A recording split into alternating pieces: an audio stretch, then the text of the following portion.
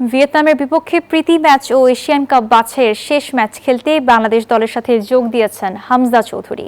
এই মিডফিল্ডারের যোগ দেওয়াতেই বদলে গেছে দলের আবহ।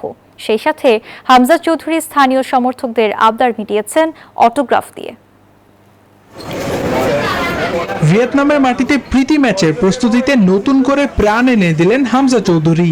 বাংলাদেশ দলের সঙ্গে যোগ দিয়েছেন মাঝ মাঠের এই নির্ভরতার প্রতীক। দলের সঙ্গে যোগ দিয়ে হয়ে উঠলেন মধ্যমণি। সতীর্থদের চোখে স্বস্তি আর আত্মবিশ্বাস, কারণ বড় ম্যাচের আগে অভিজ্ঞতার ছোঁয়া কতটা গুরুত্বপূর্ণ তা ভালো করেই জানেন তারা।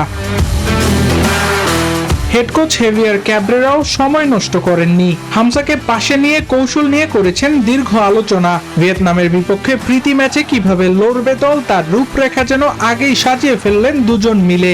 আর হামজাও খুশি দলের সঙ্গে যোগ দিতে পেরে। I'm really excited. Kuchain khutam team shonga for the game khaltam Vietnam shonga. It's feeling good, so inshallah I'll be fit and ready to go. Eid Mubarak, Eid Mubarak.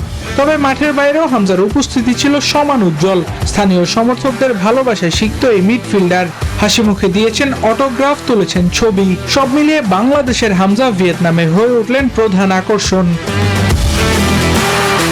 Abrar Al Daiyan, news 24।